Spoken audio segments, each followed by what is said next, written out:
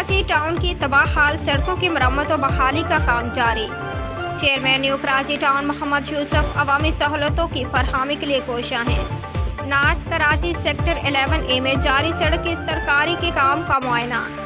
New Karachi town में वाज़ेह तब्दीलियां नजर आनी शुरू हो गई हैं।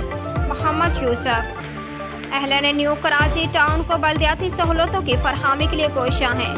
न्यू कराची टाउन की तबाहाल सड़कों की बहाली का काम जारी।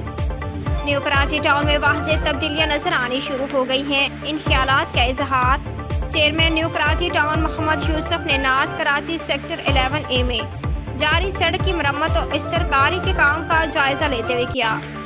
इस मौका पर मुतल्लिका अफसरान भी मौजूद थे। चेयरमैन मोहम्मद यूसुफ ने सड़क की मरम्मत और इस्तरकारी के मुआयने के मौका पर मुतल्लिका अमले को हिदायत देते हुए कहा कि सड़कों के इस्तरकारी में आला क्वालिटी के मटेरियल को इस्तेमाल किया जाए ताकि मजबूत और पायदार सड़कें तामीर हों और अवाम तवील अरसे तक उनसे मुस्तफीद हो सके। वाज़ेह रहे कि हालिया बारिशों के बाद कराची के दूसरे टाउन्स की तरह न्यू कराची टाउन की सड़कें भी मुतासिर हुई। जगह जगह खड़े पड़ गए हैं और सड़कें टूट फूट का शिकार हो गई हैं, जिसकी वजह से ट्रैफिक के हमदरफ्त में खलल पड़ रहा है और अवाम शदीद परेशानी से दो चार हैं।